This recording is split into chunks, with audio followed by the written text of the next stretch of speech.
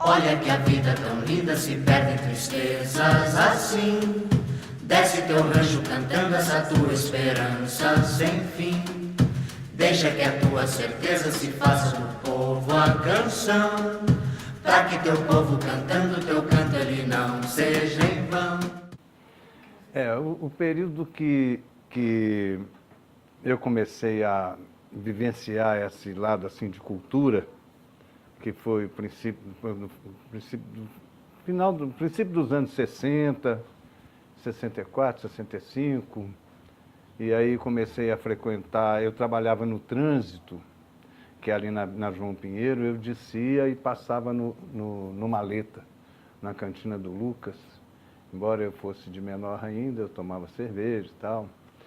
E já tinha ali um encontro de várias pessoas, né, da área de cultura. E aí mais tarde eu fui mesmo, através de festivais de música, comecei a tocar violão, etc., essa coisa toda da música. E através de festivais, eu conheci esse grupo todo aí, que hoje eles chamam de Clube da Esquina, né? E aí eu já comecei a ver que essa coisa da censura era realmente uma... Acabou que a censura e o cinema foram muito determinantes para o que eu vim fazer em música. A censura porque o segundo filme para o qual eu fiz música, um filme do Carlos Alberto Prates Correia, chamado Perdida, com o qual eu ganhei inclusive a Coruja de Ouro, que é um prêmio assim bacana, mas que já desapareceu. Esse filme foi assim, nós ficamos com medo do filme nem chegar a ser exibido, entende? O filme passou por um processo de censura assim terrível, porque primeiro proibiram terminantemente o filme.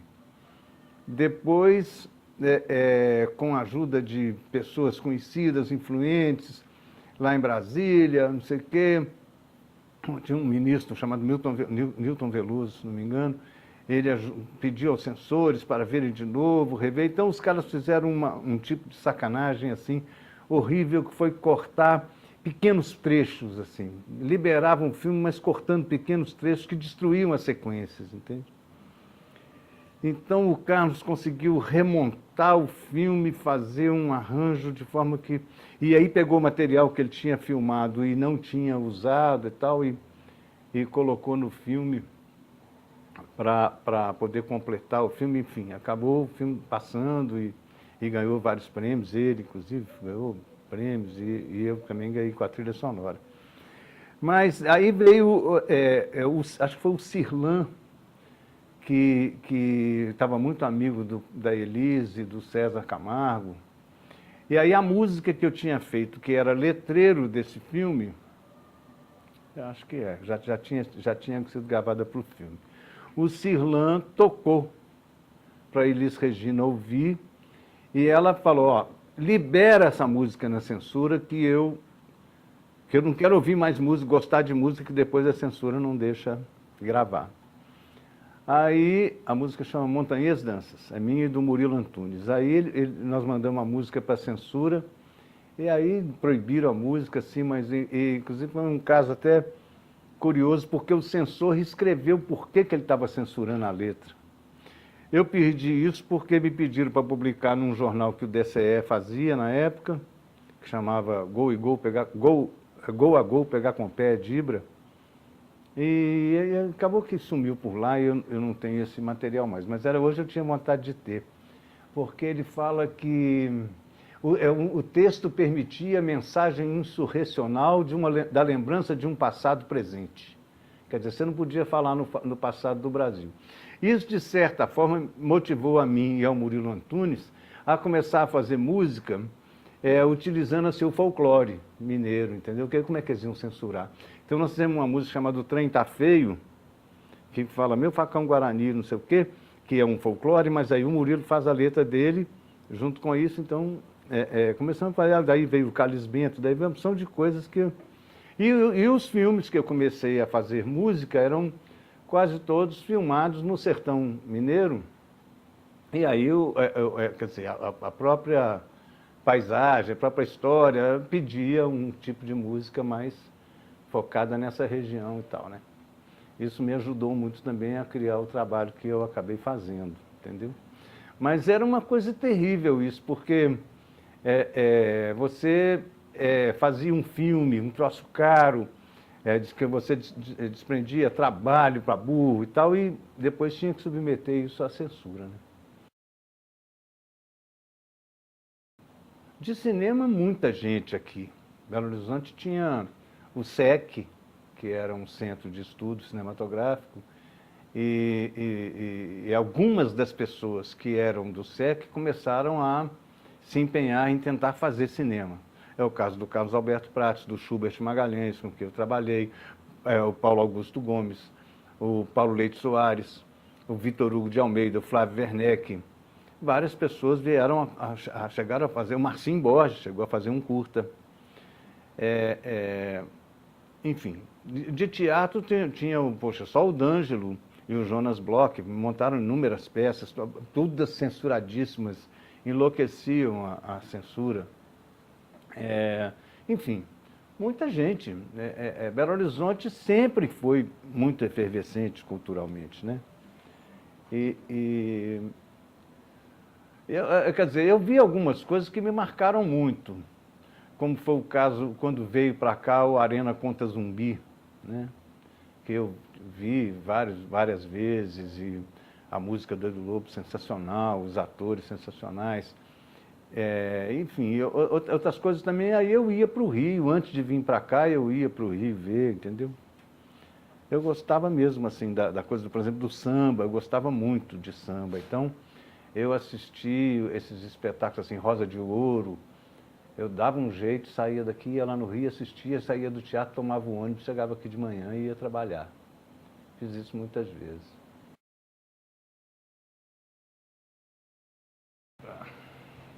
Eu tive uma outra experiência não muito agradável, mas ao mesmo tempo agradável, com a censura, que foi porque o filme Cabaré Mineiro, ele tinha uma linguagem toda nova, o filme do Carlos Alberto Prates Correia, né? E com a trilha sonora minha. O filme é um musical, então a gente fez muita música, eu compunha, lá na filmagem, eu era assistente de direção, trabalhava com ele, às vezes a gente fazia música lá na filmagem mesmo, e os atores cantavam e tal.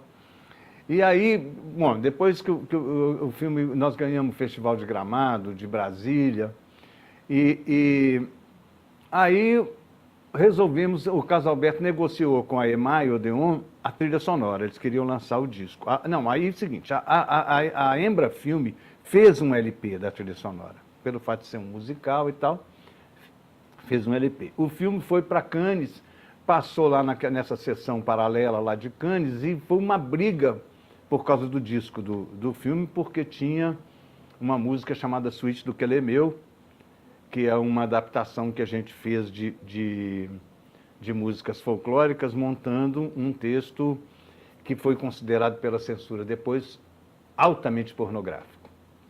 Então, aí a EMAI viu o disco e estava me contratando, eu estava saindo da RCA e passando para a Odeon, eles nós queríamos esse disco.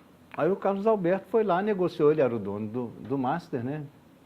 E negociou lá com a EMAI, e eles então fizeram uma capa super bacana, e aí submeteram o disco à censura, o disco foi proibido. O disco foi proibido, e aí negocia de cá, negocia de lá. O Ricardo Cravalbim, que era o diretor do Museu da Imagem do Som na época, escreveu uma defesa diante da censura, dizendo que a Suíte do Quelemeu era um tipo de música brasileira, mas que era muito cantada em bordéis, do interior, em coisas desse tipo assim. Aí eles liberaram, aí a EMAI ficou louca, aí o Chacrinha, esses discos que a Embrafilme tinha feito, que a EMAI confiscou, porque aí já tinha disco de mercado, não podia continuar esse outro, eles deram para o Chacrinha distribuir, o Pasquim também publicou a letra, que era o jornal de grande circulação na época, publicou a letra da Suíte do Quelemeu, para você cantar com os amigos no bar, coisas desse tipo.